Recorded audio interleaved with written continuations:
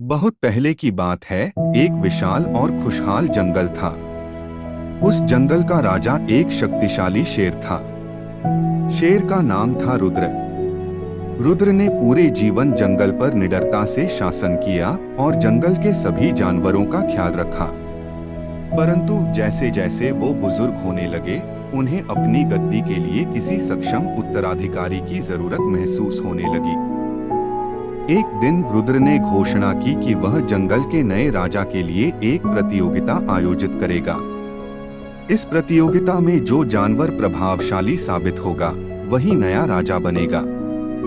इस प्रतियोगिता में शेर ने एक कठिन चुनौती रखी, जंगल में सबसे गहरे और खतरनाक गुफा से एक विशेष हीरा लाने की। जंगल के सभी जानवर इस घोषणा से चकित और चिंतित हो गए। कौन इस खतरनाक काम को करेगा और कैसे? मगर एक जानवर था जो इस चुनौती को स्वीकार करने का साहस जुटा पाया। वह जानवर था जुगनू लोमड़ी। गुफा तक पहुंचने के लिए उसे घने जंगलों से होकर गुजरना पड़ा, जहां कई खतरों का सामना करना पड़ा।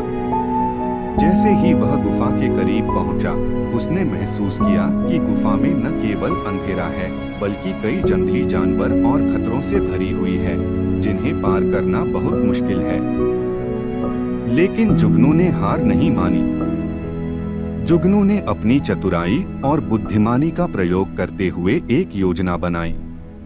उसने गुफा के अंदर धीरे धीरे प्रवेश किया, अपना रास्ता बनते हुए और बुद्धिमानी से हर कदम आगे बढ़ा। गहन परिस्थिति में भी उसने अपनी मन को शांत और स्थिर रखा। उसने गुफा की दीवारों पर लगे कांटों और जाल से बचते हुए अपने गंतव्य पर पहुंचने की कोशिश की।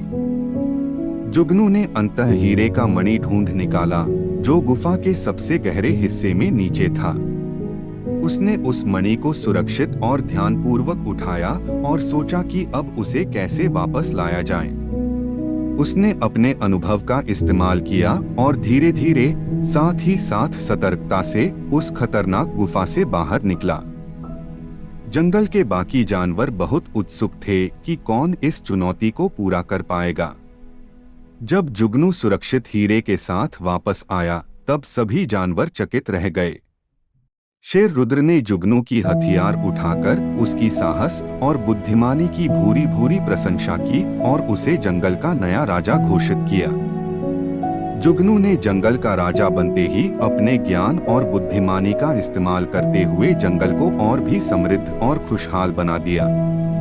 उसने हमेशा सत्य और न्याय का पालन किया और बच्चों को भी सिखाया कि कैसे बुद्धिमानी से चुनौतियों का सामना किया जा सकता है। इस कहानी से बच्चों को यह नैतिक शिक्षा मिलती है कि कभी भी मुश्किल समय में हार मानने की बजाय धैर्य और चतुराई से काम लेना चाहिए।